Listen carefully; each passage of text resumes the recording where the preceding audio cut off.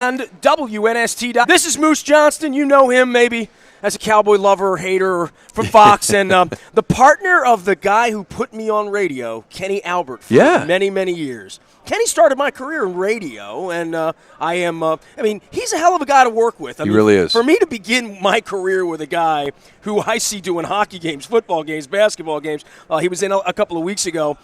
This transition for you into the broadcasting, this has been a good, gig for you the last 20 years, right? Yeah, everybody wants to know if I did this while I was at Syracuse out of the Newhouse School of Communications, and I didn't. I actually graduated from the Maxwell School of Liberal Arts with an economics degree, so this is just kind of something that we learned on the fly in Dallas. Dallas doesn't have the media intensity that New York or maybe Chicago and LA have, but when they do have it, it's very specific, especially for the Cowboys. It is a little bit intense.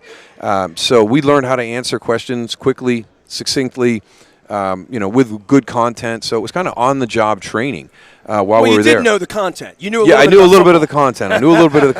But I'm similar to you. I've been very blessed to work with some great guys. Well, you're only as good as your partner when you're in that business. Exactly. And it's not always meshy. You know what I mean? I've done this 25 years. Not everyone's as good as Luke here, right, Luke? Yeah. It's definitely a team. So it does help out. And, you mentioned Kenny, Dick Stockton, Kevin Harlan. I've been fortunate to work with some great guys. Also, an Ed Block Courage Award winner many, many moons ago, you made a little trip into Baltimore. Hey, when you came to Baltimore, we didn't have a team. I mean, there were no Ravens then, and now it feels like, the Ravens have always been there, at least for the young kids. And I go back to, having these nights where once a year real NFL players got to come to Baltimore after we lost our team for 10 years. I mean, you were 93, 94, in that era? Yeah, exactly. Yeah, early 90s. It was the beginning of my work with the charity, and we did a lot of work, and it's still a great charity, taking care of kids and all that good stuff. You're here promoting some good stuff, though, as well. I don't know a ton about Quick Lane other than they did the bowl game in Detroit where the Terps played Boston College. They were the naming sponsor. Yeah. But I know huge Midwestern chain, right? Yeah. So in business about 15 years, so over 800 locations around the country, just routine auto maintenance and repairs. So they're building their brand, and one of the things they're doing, and it was very successful last year, is during the course of 2016. You were competing for scholarships, and they announced these at the Quick Lane Bowl. So there were 5 recipients that came out. So over the last 2 years, Quick Lane has spent over $150,000. A lot of that going through to the military and the vets and the programs they had there. So 5 scholarship winners, $10,000 apiece. That transition from military service into the next stage of your career, and it really hit home to me. Because, as you point out, I was very, very fortunate, very blessed that there was opportunities in sports television when I retired. What were you going to do? 2000. What was I going to do? Right, yeah. I had no idea. I really didn't have any idea. I was so focused on football at the time, I wasn't preparing for that next career, and I was only 34. So I was fortunate, but I've watched teammates struggle with that transition. I have friends in the military. I've watched them struggle with that transition. So what Quick Lane is doing with these scholarships is providing the opportunity for these people to become certified auto techs. So, we're helping you in moving into that next transition of your career, of your life. So just a great thing that they're doing. Really hit home to me. They're doing it again here in 2017. So during the course of the year, you'll go through the process, and then we'll have 5 more scholarship winners with $10,000 each next year. And you can get more details at QLTrading1.com. Daryl Moose Johnston joining us here. Luke's on Radio Row. We're having some fun.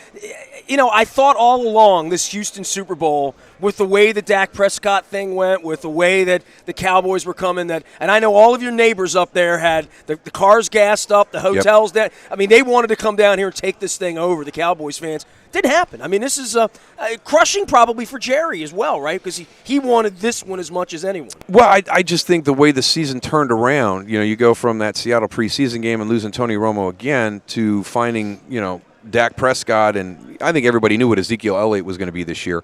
But all of a sudden, you shift again, and hey, we've got a shot here, to get to Houston. So I always feel that it's about matchups too. As the playoff seedings get laid out, sometimes there's matchups. And for us in '95, when we won our last Super Bowl, we struggled against San Francisco.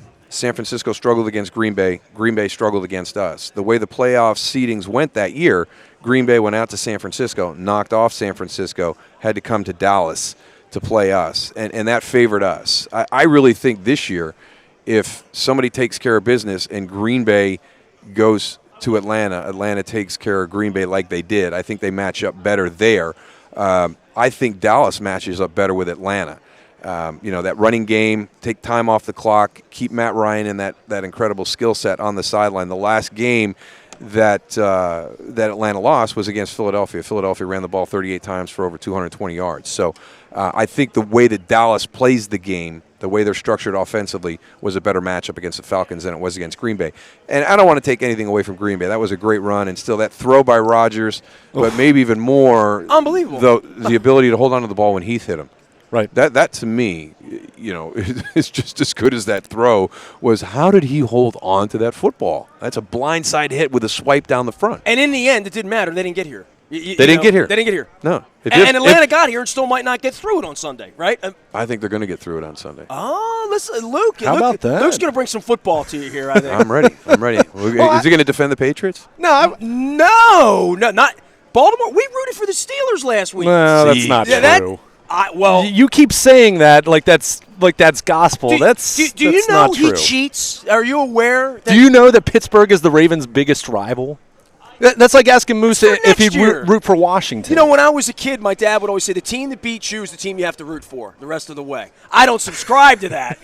That was sort of Pollyanna, but the Patriots really do bring out sort of the ugly in the fan, right? Other than they're easy to dislike. In the same way you guys were, no offense, I didn't root for the Cowboys either in 1992, but you get to be larger than life, and you're better. You are the gorilla in the room, and everybody wants to sort of knock you down. That's what the Patriots represent. They're the New York Yankees. They're the Montreal Canadiens. They're the Bulls. team. The team that becomes so good that you want anybody, even the Steelers, to beat it. So But I cheered for the Eagles against the Patriots. Yeah, we were always obviously Cowboys, then the NFC East, then the NFC. So there was a pecking order. If we weren't going to go, we wanted somebody from our division to go. So that's why you did hold that, even though absolutely, yeah. When we had that run through there, when it went Giants, Redskins, us in 4 straight years, to me, that's validation that when you talk about the NFC East, there's not a division in this league that compares to what we have right now in our division. And why do you say that? Because we've won the last 4 Super Bowls. That's why I say that. Not only are we good, but everybody's good. And those teams, you go back and look. Washington one year was 14-2. The ripping year. We were 11-5. The Eagles were 10-6, and that's beating the hell out of each other. Right. And the Eagles never got there in that era, which is a shame because that defense was so good. Such a good defense. So good. Well, the Redskins and the Cowboys were always the Cowboys and the Indians for 25 years. Now it's Ravens Steelers. That sets the tone for what a great football rivalry over the last 15 years at least. If you don't have a good rivalry, you're not a good organization. You don't have a good division. You see some teams trying to build it. What's going to happen in the NFC South? There's really no rivalry there because that thing is shifted from top to bottom. Almost every year for the last 8 years. You're going from worst to first. Somebody's got to sit on top and stay on top, and everybody's got to get mad, and everybody's going to want to come and get them. That's how that rivalry is built. When you're playing against a division rival with big things at stake, that's where a rivalry comes from. It's how Baltimore and Pittsburgh got to be what it was as quick as it did. Right. Do you find the things the Patriots have done to be offensive as a player, as someone, if you were on the other side and they were videotaping things, if they were taking air out of, if that, because they were convicted of it, whether they did it or not, that remains, that's for Roger to figure out, but is there a part of you as a player that thinks against the rules, that's not good? Not everybody cheats like that. Well, I'm for the integrity of the game, and if you're not being true to the game, there's a difference between gamesmanship and cheating. Are there loopholes in the rules that they are pushing? I think one of the things that New England does a good job of is there's things within the boundaries of the rules, and they push it right up to the edge. Our guys swept the visiting coach's booth after a game. It's amazing what people leave behind. A division rival, you're going to leave your game plan against us in the trash can? Yeah, I'll go in there and go through that and pull it out. So you got to be smart. We had a special teams playbook delivered to our locker room from the hotel of our opponent the morning of the game. Team checks out, goes to the stadium. Somebody had left their special teams playbook. It was in our possession 2 hours before kickoff. Now, what do you do with it? You look at it. Of course you do. It's not my fault. I didn't tell you to leave it on the table, So, but those are the things that happen in the NFL. I think the whole deflate gate with Brady is a different thing because now you are talking about parameters that have been set within the rules and the PSI in the footballs was outside that. And Tom and Peyton were two of the guys that created that whole thing anyways. They were the guys that wanted, some flexibility in the way the football felt in their hands. I go back to Troy Aikman. This is back in the 90s, and Troy said, instead of putting all these rules in place to increase scoring, why don't you guys just let us bring our own footballs to the game? The football that I like is much different than the football that Jim Kelly likes, which is different than the football that Dan Marino likes, which is different than the football that Warren Moon likes. Let us bring our own football to the game, and you'll have your increase in scoring without all these stupid rule changes. Moose Johnson joining us here for Quick Lane, and you can go to QLTrading1.com to learn more about all the good stuff that they're doing there. You got any more football questions for him? I wanted to ask him about fullbacks because we've heard for a number of years now, it's a dying breed yet. In Baltimore, Kyle Juszczyk, who made the Pro Bowl, got some carries, made some catches in the Pro Bowl the other night. So your thoughts on him and the position in general? There aren't a lot of Kyle Juszczyks, but the few that are in the league, they still bring value to a football team. Absolutely. It was a dying position 08 to 12. It's starting to come back a little bit, and it's guys like Kyle Juszczyk and Patrick DeMarco, James Devlin up in New England. I mean, you saw the play with Brady where they come out, and it's a power run set, and you get the look, and you break formation, and Devlin goes outside. Who's going to – I'm not worried about him. What's he going to do? Well, he's going to get 12 yards on a little hitch route. Are you going to throw 12 yards away? Because you got a mismatch. Yeah, you got a big linebacker playing way off. So, that's the guy we need. We need the guy that it's not just a thumper in the backfield but can break formation and go out and create a mismatch. And I was able to stay on the field when I played in Dallas because Ernie Zampese felt that me matched up against a linebacker was better than our third wide receiver versus the nickelback. So if you can get to that situation where your matchup is more favorable than going to nickel or going to that second tight end, because that's the guy that takes the fullback out. It's the second tight end or it's the third wide receiver. If your matchup is better than either one of those two, you'll stay on the field. And a Patrick DeMarco, a Kyle Juszczyk, some of the guys that are coming in, Marcel Reese, there's some guys out there that are taking that fullback spot. They're good blockers, but they're also guys that can break formation and create some matchup issues. You are the first guy that sat down that said the Falcons are going to win this week so far. Make that case. Make a case for them. I don't know how Bill Belichick is going to stop this offense. Everybody says he's the greatest in the world when he's got 2 weeks to prepare. It's not simply taking away Julio Jones because then you've got Mohamed Sanu, Taylor Gabriel, Aldrick Robinson, Justin Hardy.